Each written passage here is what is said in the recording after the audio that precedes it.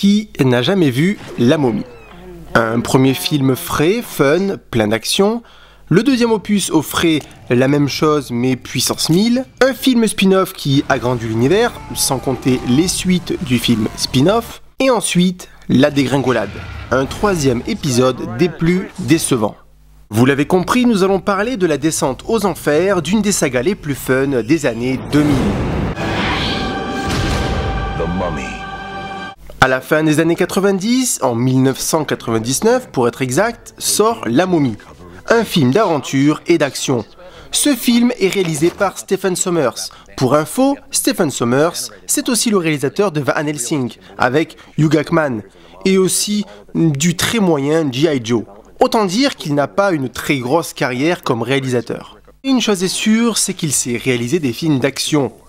Quand le film est sorti, j'avais 14 ans. Et je pense qu'il faudrait être de mauvaise foi pour dire qu'à 14 ans, ce genre de film n'est pas le Graal. Tous les ingrédients sont là. Le fantastique se mêle à l'horreur. C'est un film épique à grand spectacle, accompagné d'une grosse dose d'humour, pas toujours très fine, je l'accorde. Mais à l'âge où American Pie fait office de référence dans la comédie, croyez-moi, La Momie, c'est du Molière à côté. L'histoire non plus n'est pas ultra complexe. Pour avoir défié le pharaon en lui ravissant sa jeune maîtresse, le grand prêtre de Thèbes, Imhotep, est momifié vivant et enseveli dans une crypte secrète d'Amunaptra, la cité des morts. Du fond de son sarcophage, le grand prêtre jure de se venger du genre humain. En 1923, un aventurier américain, Rick O'Connell, découvre les ruines d'Amunaptra. Il met dans le secret une jeune égyptologue et son frère, et tous trois partent à la recherche du trésor des pharaons. Alors oui, clairement, pour l'avoir revu récemment, le film n'est plus aussi drôle que dans mes souvenirs. Mais il reste très fun. Mon fils de 8 ans, lui, l'a adoré. Et il a de suite voulu voir le second opus. The Mummy Returns. Nous voilà passés en l'an 2000. Et ce film représente parfaitement cette décennie. Du fun à l'état pur. Bon, c'est l'année de mes 15 ans, du coup je n'étais pas très regardant sur la qualité du scénario. Je me souviens bien de la séance cinéma pour ce film, car c'était pour l'anniversaire d'un ami. Et du coup, toutes les sensations sont décuplées. À 15 ans, voir un film d'action avec ses amis au cinéma, c'est quelque chose de fou. Car tout n'est que partage. L'action paraît plus intense, l'humour plus drôle, bref, vous voyez le topo. Même si avec du recul, La Momie 2, au niveau de l'histoire, ne va pas beaucoup plus loin que le premier film, je dois l'avouer. En 1935, Rick O'Connell et sa femme Evelyn, puisque maintenant ils sont mariés, mènent une vie paisible à Londres avec Alex, leur fils talentueux. Mais une nouvelle catastrophe se prépare dans les profondeurs du désert saharien. 6000 ans avant notre ère, le roi Scorpion fit un pacte avec le dieu Anubis, qu'il trahit.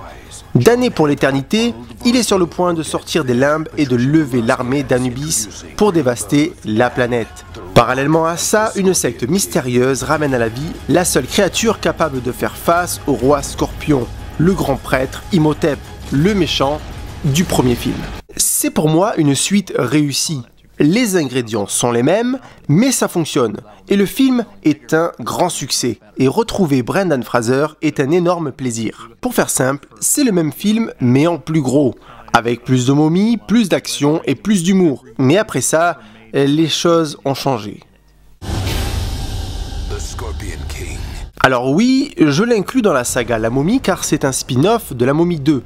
Je le précise de suite, je ne parlerai pas des autres films du roi Scorpion, ça vaut vraiment pas le coup. Au moins, le roi Scorpion connaît ses classiques. Il pioche un peu du côté de Conan, d'Indiana Jones pour les années 80, et un peu du côté de La Momie pour les années 90. Stephen Sommers, le roi du blockbuster popcorn, est là comme producteur. Ses scénarios sont vides, oui, mais alors par contre, c'est bourré d'action, et on ne s'ennuie pas une seule seconde. Pour la réalisation, c'est Chuck Russell qui s'en charge, le réalisateur de The Mask ou L'Effaceur avec Arnold Schwarzenegger.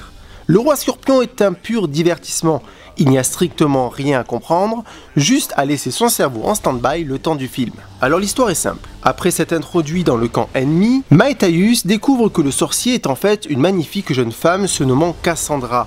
Incapable de la tuer, le guerrier s'enfuit avec elle dans le désert. Les personnages sont clichés au possible. Là où ça passait pour La Momie, ici ça devient lourd, voire très lourd. The Rock joue le rôle d'un guerrier fort qui est plus rigolo qu'autre chose. C'est avec ce film qu'il s'est fait véritablement remarquer. Pour être honnête, le film n'est pas mauvais, c'est bien rythmé et le fun est toujours présent. Mais avec ce film, les limites commencent à pointer le bout de leur nez et ça ne va pas aller en s'arrangeant. The Mummy, Tomb of the Dragon Emperor. Alors là, c'est vraiment fini. Et comment finir de la pire des manières? Avec La Momie 3, la tombe de l'empereur dragon.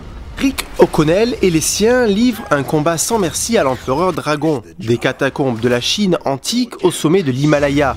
L'explorateur intrépide et son jeune fils Alex, sa femme Evelyn et son beau-frère Jonathan affronteront la momie ressuscitée du plus cruel conquérant de Chine. Le film n'est vraiment pas bon. À vouloir faire plus, ils en ont fait trop. Et n'est pas Stephen Sommers qui veut. Ici, c'est Rob Cohen, le réalisateur, et j'ai vraiment l'impression qu'il n'a jamais vu les autres films. Premier constat, le personnage central du film n'est plus Rick O'Connell, héros des deux premiers, mais son fils Alex, désormais chasseur de trésors.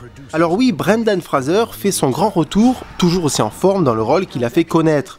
Mais il n'est plus le héros principal et c'est bien dommage. Maria Bello remplace Rachel Weisz, qui jouait la femme du héros dans les deux premiers opus. Ensuite, l'humour. On assiste aussi à la perte de l'humour si particulier de la saga, remplacé par des gags banals et caractéristiques des mauvaises suites de films. Alors oui, il y a bien des points positifs, comme les combats qui ne manquent pas, et l'action qui est toujours au rendez-vous. Mais franchement, c'est à peu près tout. Et Jet Li. Jet Li est dans ce film. Mais pourquoi ? Pourquoi prendre Jet Li pour le filmer aussi mal et pour lui faire donner 3 coups de poing mal cadrés? Quel gâchis! Le film est trop tiré par les cheveux.